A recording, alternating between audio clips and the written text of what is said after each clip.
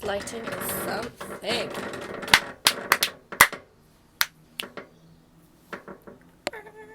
It's the 6th of April, 2025. Huh? I have been 20 years old for about 6 months-ish. So I decided I would make a classic message to my 25-year-old self. Or I suppose questions for my 25-year-old self, more accurately. Obviously this is inspired by the wonderful Dodie. Hi 25-year-old Beth. When people ask you what you do, what do you say? Right now I'm kind of a jack of all trades, master of none. I have a lot of things I'm interested in. When someone asks me what I do, I would probably say that I'm a writer. I'm a fiction writer. Do you still say the same thing? Or has something else become more relevant to you? Or accurate? Are you living on your own? I have a big thing in my head about living alone. Because if I can, I would be the first woman in my family to have ever lived on her own. I think I'm safe in that assumption. My mother never did, my grandmother never did, and I think going back farther than that, it's a safe assumption that none of them ever did either. So it feels like a really massive thing to me to be the first woman in the generations of my family to live on her own and be self-sufficient and, you know, take care of my own little home just for me.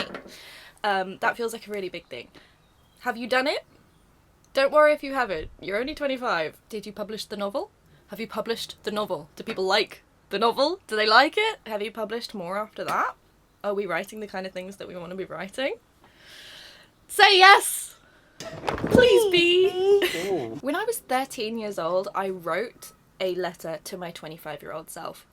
There was a website I found where you could email it into the future, and I don't think I had an email address at that point, so I think it might turn up in my mum's inbox in 3 or so years' time. Did you ever get that? I hope we read it on a YouTube video. Are we still friends with them? Are we still friends with them? Are we... Is Grandma alive? Have you enjoyed 25 so far? Because it seems like a kind of sick age. I'm halfway to you and you're halfway to 30. That's crazy. Are you excited for your 30s? Obviously, it's 5 more years from now. Don't get all stressed out about it. What's one of the hardest lessons that you learned in the first half of your 20s? Is there anyone who, at this point, feels like a really important part of our life that we don't talk to anymore? That we never in a million years would have guessed that we would lose touch of, but we did. I hope you're crying. Are you living in London? You can tell me. Are you? Are you living in London? Just whisper it to me. If not, where are you living? I don't know why that was so suspicious. Where are you living? Where are you? Where are you? Did you ever figure out how to make the underlayer of your hair not so frizzy? Is your hair healthy?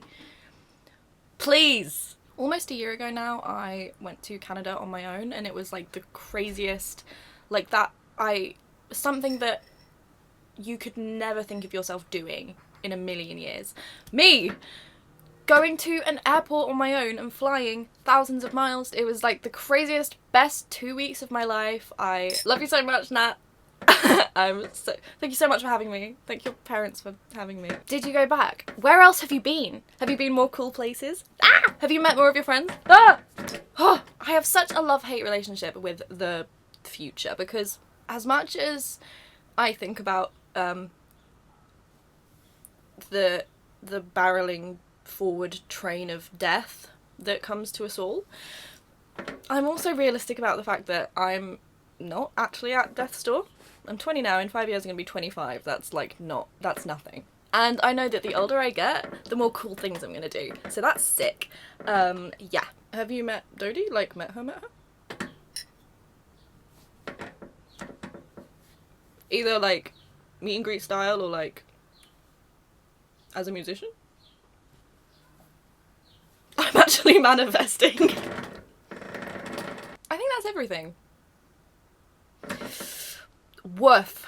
Well, bye 25-year-old self. I hope your life is everything you hoped. I hoped. And I will go and live the next 5 years and see you soon.